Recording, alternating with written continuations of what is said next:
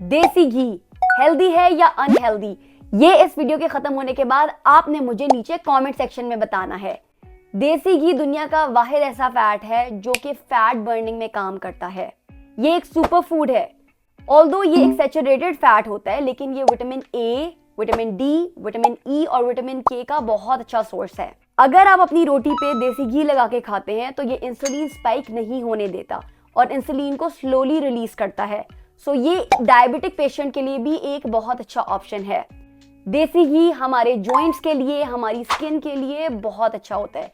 अगर आपकी स्किन से रेलेवेंट कोई भी प्रॉब्लम आप फेस कर रहे हैं तो आपको मैं सजेस्ट करती हूँ कि आप देसी घी अपनी रोटी पे भी लगा के खाएं और अपने खाने को भी देसी घी में कुक किया करें।